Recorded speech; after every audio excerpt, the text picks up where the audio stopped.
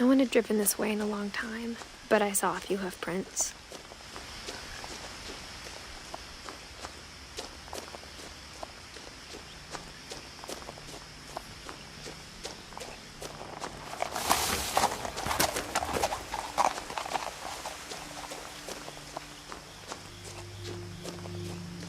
The truth is, even after I inherited the house, I never thought I'd come back to it.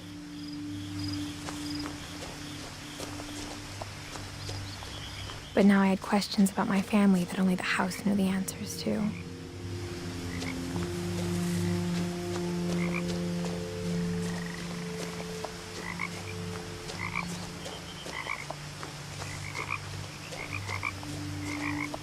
The house was exactly like I remembered it, the way I'd been dreaming about it.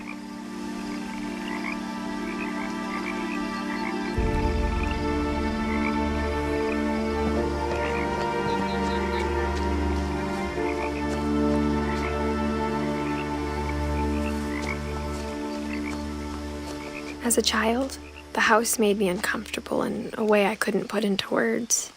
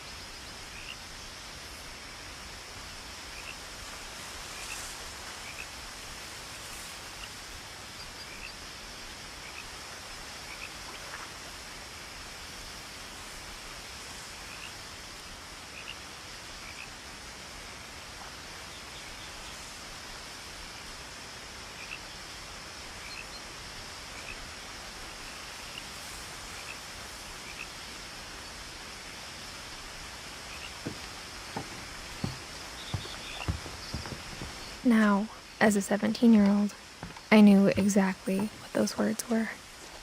I was afraid of the house.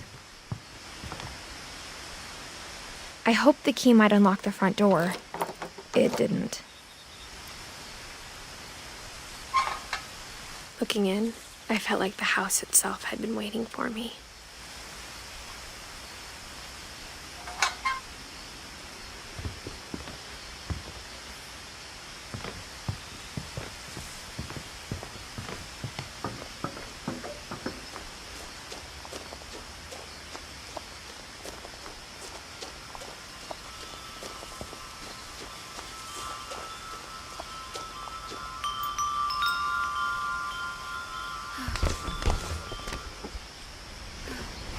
Crawling through the doggy door used to be a lot easier when I was 11.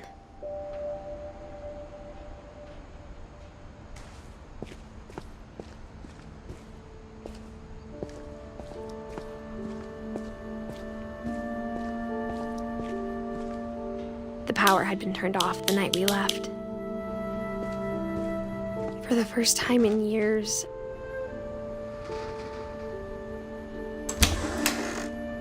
I felt like I was home.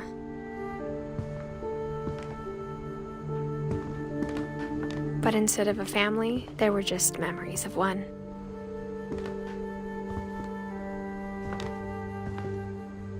Like how only one restaurant would deliver to our house, so we had Chinese a lot.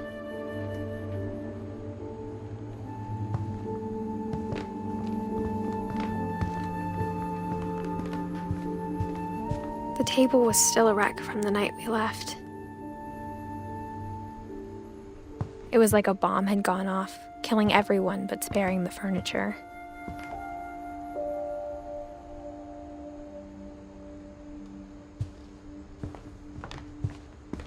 Nothing in the house looked abnormal. There was just too much of it, like a smile with too many teeth. Mom always told me to stay out of the basement, so I wasn't too surprised when the key didn't fit.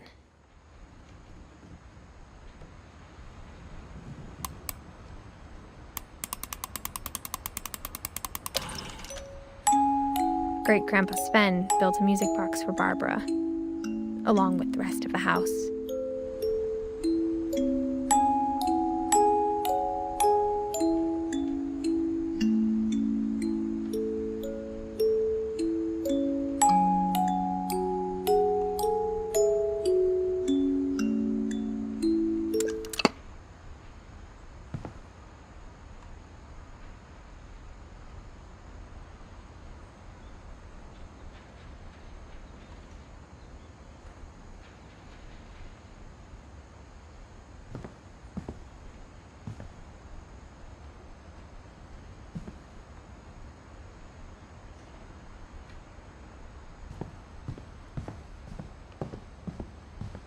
A lot of things got left behind in the whirlwind of that last night.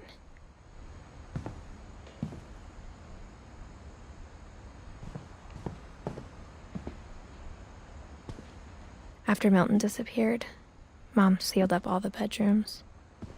Then Edie retaliated and drilled peepholes.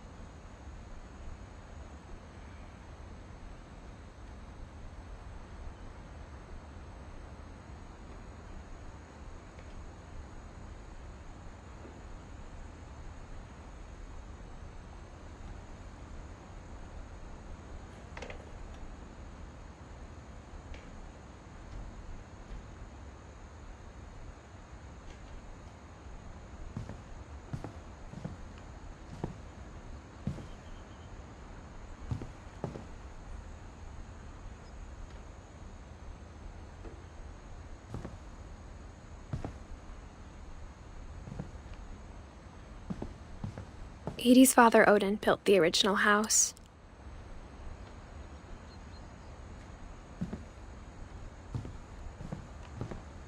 Whenever people ask me about my family, the first thing they always want to know about is Barbara. Mom must have locked the third-floor stairs on the night we left.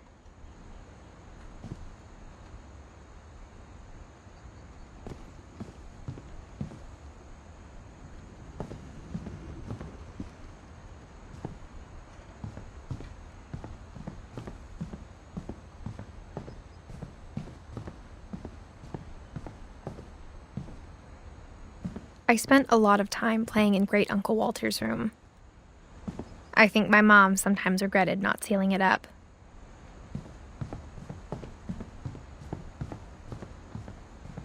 Lewis told me there were secret passages, but I never believed him.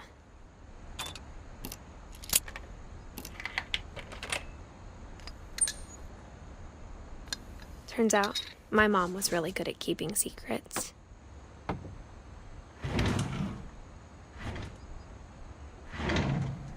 Now it was time to find out what my mom had been afraid of.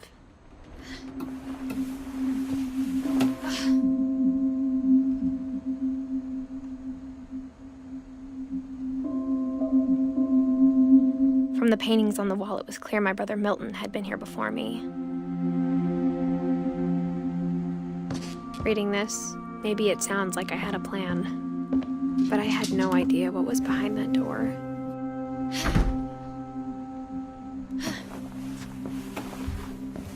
Just like I had no idea where all this was gonna lead. I grew up looking at Molly's room through the peephole. I got the sense Edie had spent a lot of time here, before my mom sealed the doors.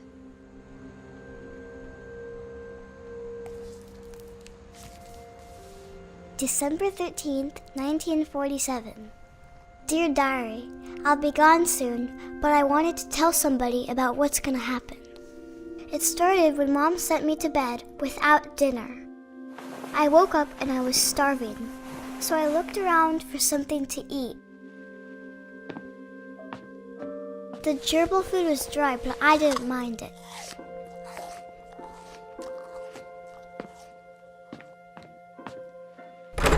Mom, can I come out now? Sweetheart, it's late. Go to sleep.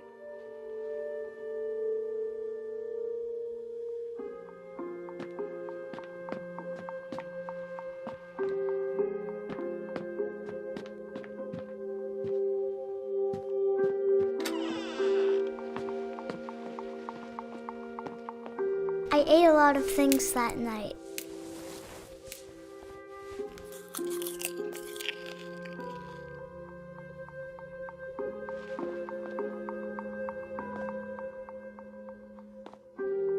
I kept eating and eating.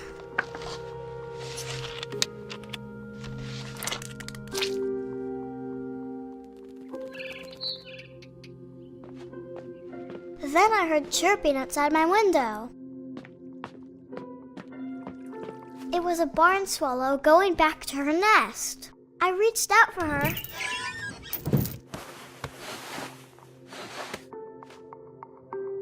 And suddenly, I was a cat.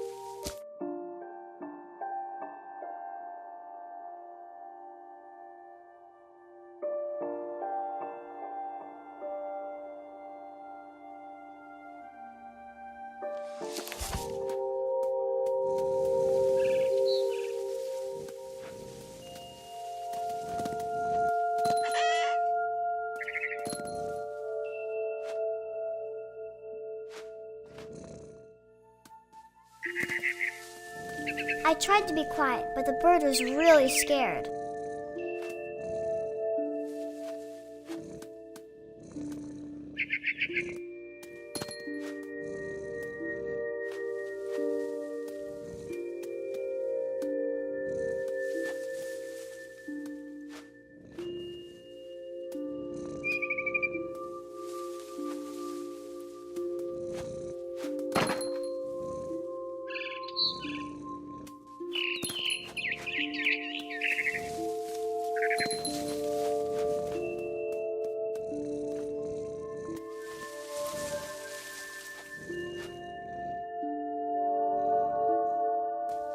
Mom and Dad didn't even look at me.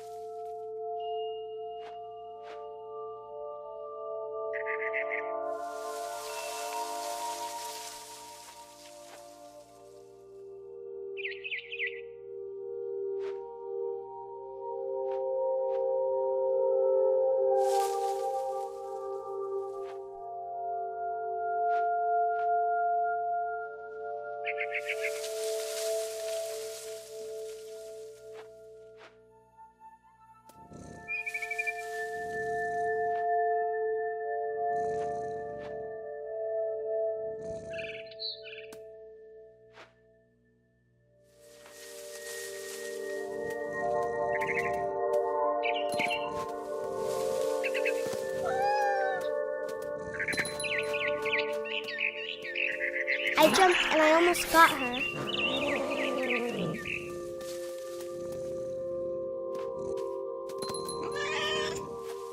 I could tell she was getting really tired.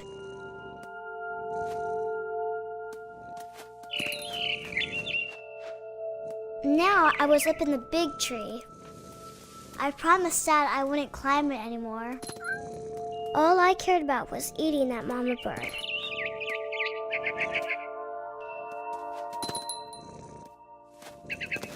I gobbled her up. And suddenly, I was an owl. First, all I heard was the wind. Then I heard little teeth nibbling in the grass.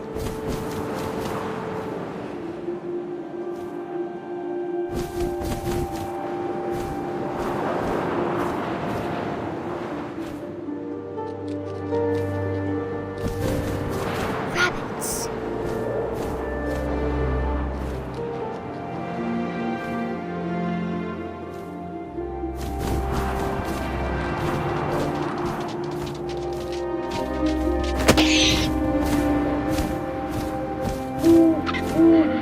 imagined his face looking up and seeing mine through my talons. I swallowed him up, and I didn't chew one bit. Then I flew off to find something bigger.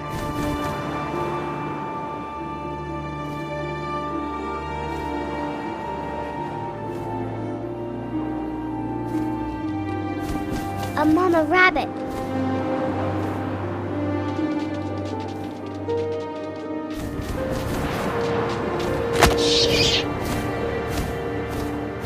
She was almost too big to carry. I started choking, but I couldn't stop eating.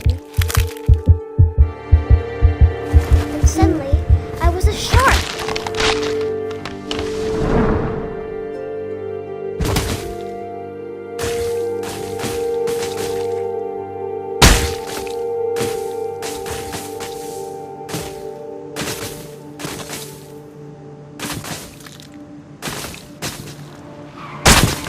I rolled off a cliff and into the ocean. Now, I was hungrier than ever.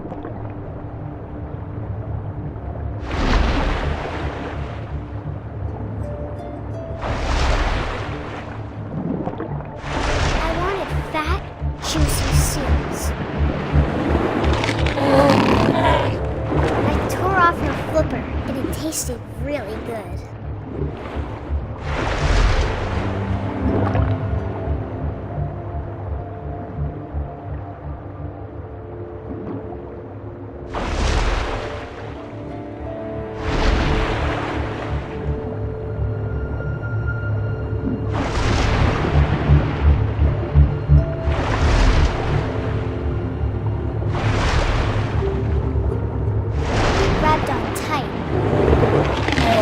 So hungry, I jumped out of the water.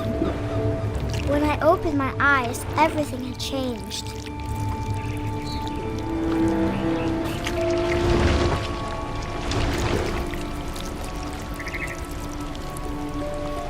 Now I was a monster, and I smelled people everywhere.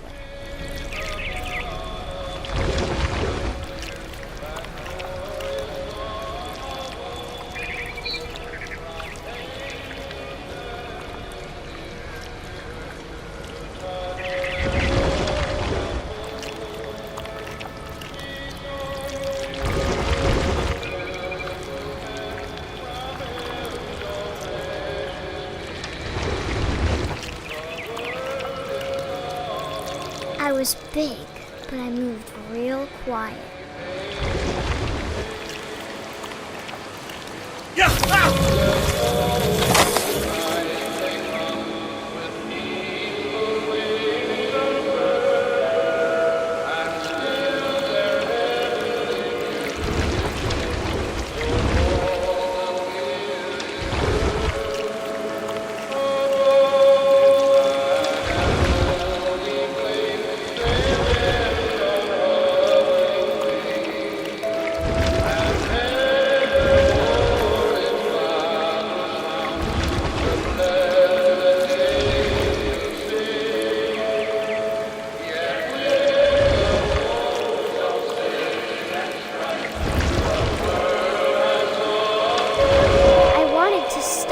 But also, I didn't.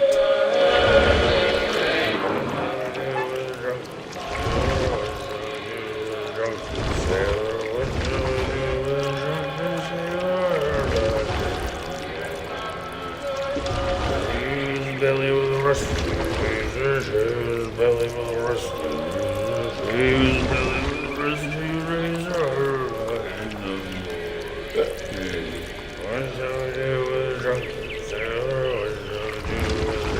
sailor, what do we do with a drunken sailor?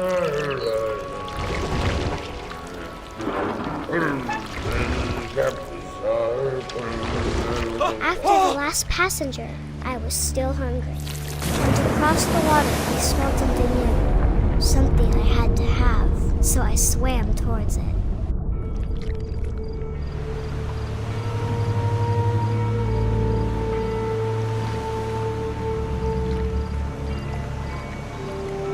I slithered onto the sand, and the good smell went into an old pipe.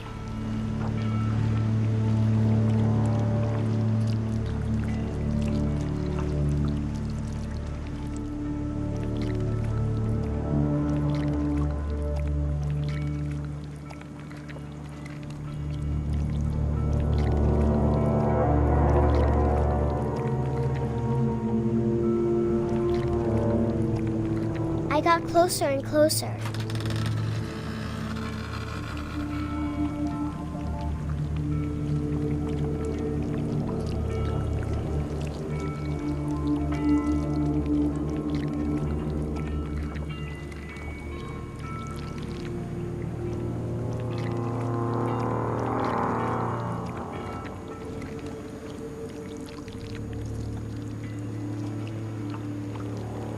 All of my stomach started growling. And suddenly, I was me again.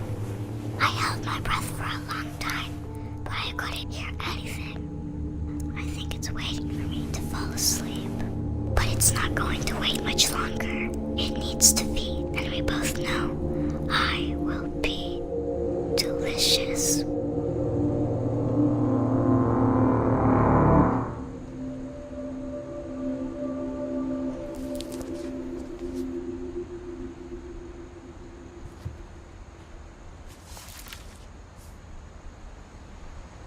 I'm not sure if I believed all of that, but I'm sure Edie would have.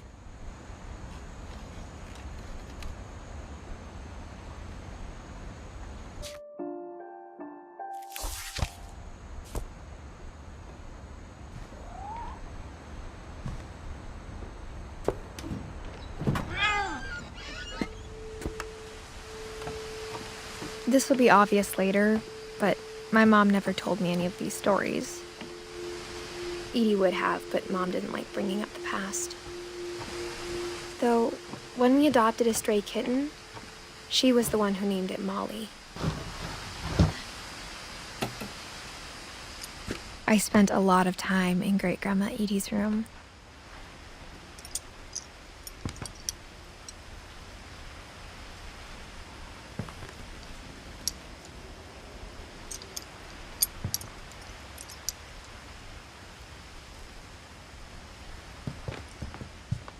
Her room was like a museum. For 500 years, the Finches have been famous throughout Norway for their fortune and misfortune. Odin Finch buries the latest victims of the family curse, his wife Ingeborg and their newborn son, Johan. On January 7th, 1937, he set sail with his family and his house, hoping to leave the curse behind. But 40-foot waves off the coast of Washington send the house and Odin to the bottom of the sea. Odin's daughter Edie, with husband Sven and baby Molly, step ashore on their new home, Orcas Island.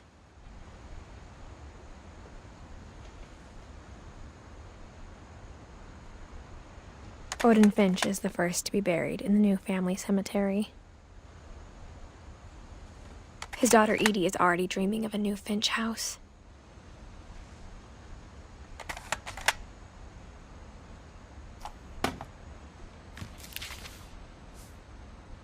Whatever's wrong with this family, it goes back a long ways.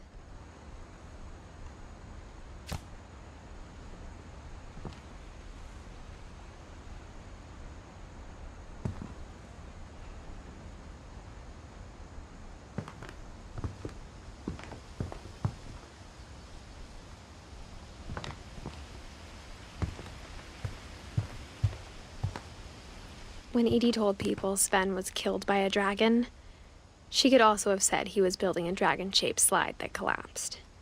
She could have, but she didn't. Even in her 90s, sometimes Edie seemed a lot younger than my mother.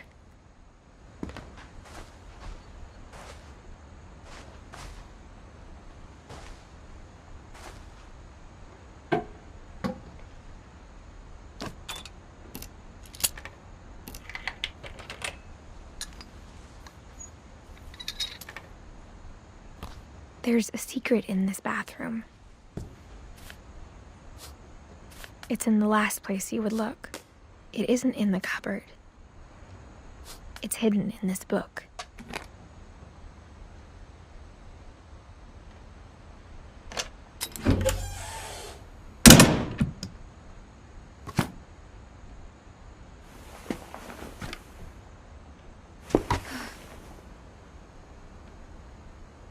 Sven gave Sam an old camera he'd refurbished.